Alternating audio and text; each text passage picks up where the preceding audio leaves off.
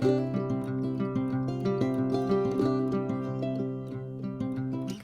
morning or afternoon, artists. We are going to learn how to draw the face next. We have been focusing on drawing all of the body parts, the eyes, the nose, the mouth, and hair.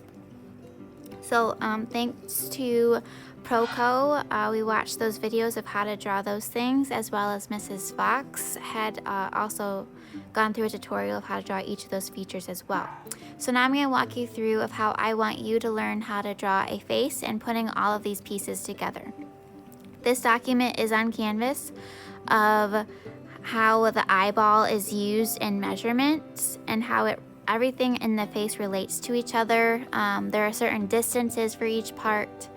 So we're going to use this as a reference. So you need a blank sheet of white paper and a pencil. And the first thing that we're going to do is draw a straight line in the middle of your paper down. And this can be the length of your face. So I would leave some space at the top and the bottom for hair and shoulders. And then from that length, we're going to divide the face in half. And this would be the level of the eyes. Now to check that this line is in fact in the middle of this vertical line, we can use our pencil as a ruler. So I'm going to take the tip of the pencil to one end of the half and then my finger or thumb to the other half, and that is the measurement of that line. I'm going to move it to the top, make a mark of where that line should be, and either extend or erase. So make sure that this line is in fact the same on both ends. Okay, once we have our measurement, and this is the plane or the linear line that our eyes sit on, we then can measure where our eyes will be. So our eyes, if we look at this picture, our eyes are one eye width apart. So this is where our eyes actually are, and they're one eye width apart. This goes for every face. So these measurements are pretty true. However, sometimes they can be altered since we all have a different face. So I'm going to take a guess of an eye width.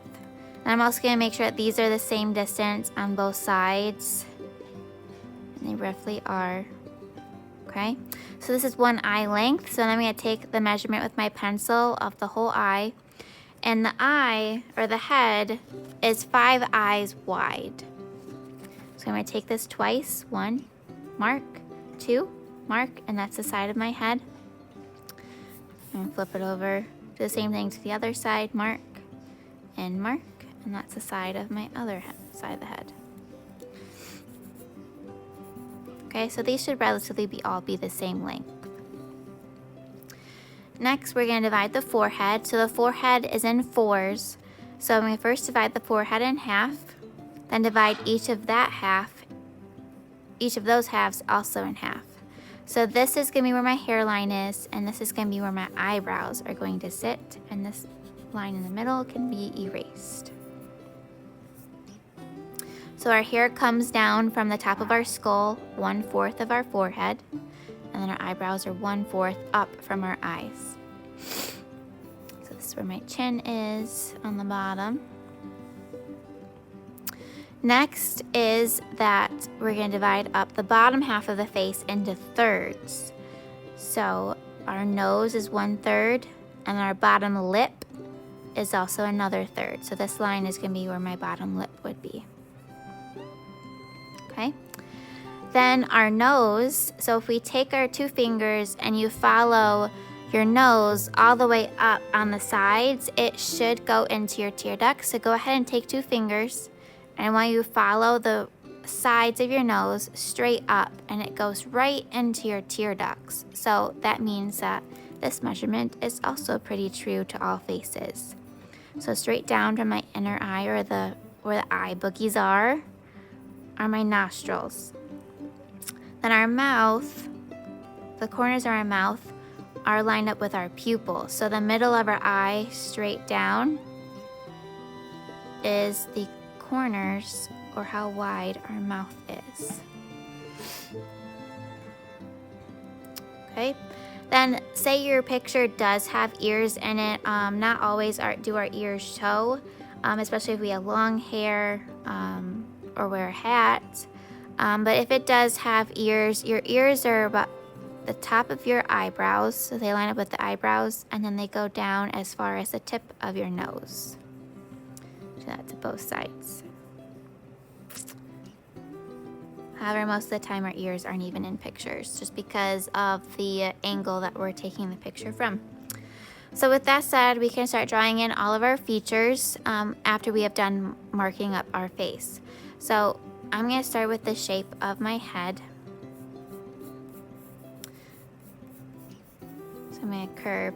Generally, what a lot of people do is they will draw a circle following the cheekbones. And this is where your cranium is, so that we get that roundness that we need. Then straight down from there would be your side of your jaw, and then it comes down inward to your cheek or your chin. Like I said, all faces are different, so your face could be a bit rounder, but this is the general way of drawing the shape of the head. Is we first draw a circle from the top and sides of our head marks that we made with our eyeballs, and then we take 2 lines following down from the sides of that circle, and then starting out around our mouth is where our draw line is. If we look at this lips, it says that it's 1 eye width down from the bottom lip, and from the corners of our eye to the side of the head at an angle is also 1 eye width. So if I want to check, I can take 1 eye width. This is 1 eye width from the bottom lip to my chin, and from my corner of my lip to here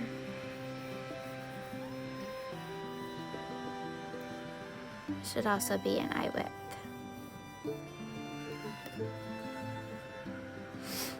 So now I can start drawing after I've done all the marking, and usually we start with the eyes. You do have a reference of eyes on this sheet, so you can follow this eye, or you can just kind of make up your own eye as we go. So yeah, we know how to do this part, and now it's just drawing in the features.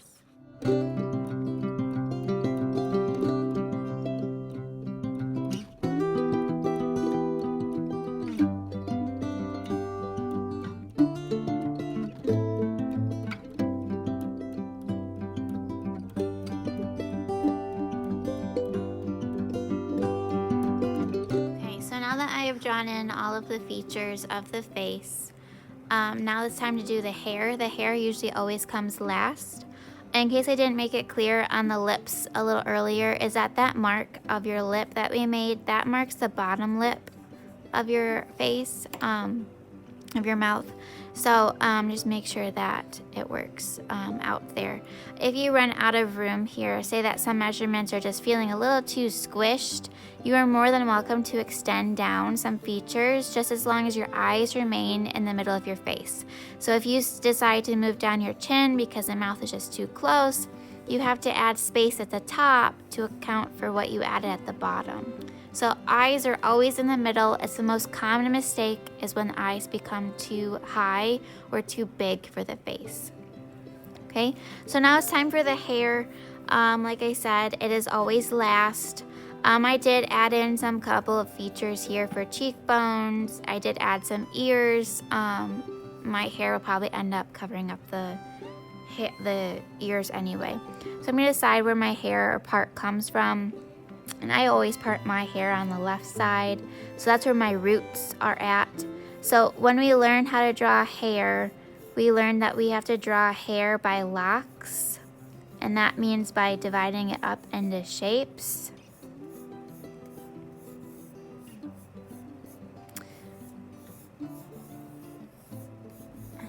Before I add all of the textures.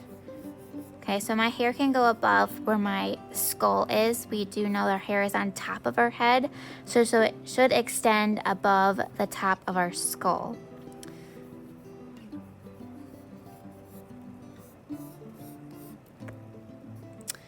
Also, something you can add here are your neck.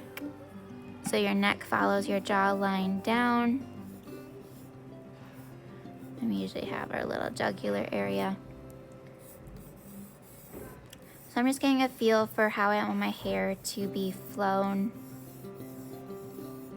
the direction I want it in, before I start adding in all of these details of the texture.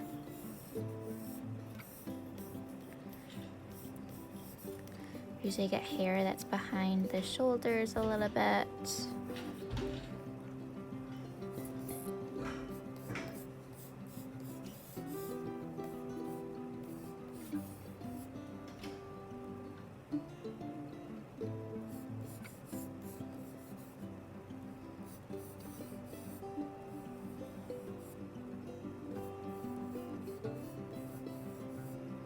Messy hair. Okay, and then I can start adding in my details.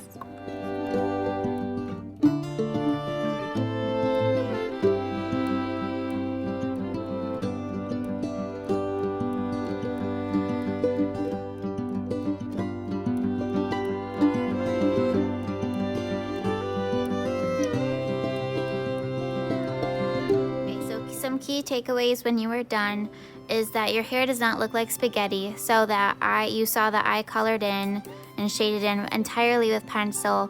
I then erased a lot, and then I added the texture last of all my strands, working around those highlights that I erased. Then I can erase all of these lines that I did while I was marking my face, such as the line that goes across the eyes and down the middle of the face through the nose. Okay. I did do some cross hatching to add some shading in here, just to indicate that I know that my eyes go deep into my face because it's in an eye socket. So I did some shading around the eyes. Don't be afraid to get too dark. And I know that there's space underneath my nose. We have that little divot above our lip. And sometimes our chin also sticks out a little bit further than our bottom lip. Okay, so just little details that you can add to push yourself a little further. And then when you're done following along with this video, you may go ahead and turn it on canvas and start working from a photo.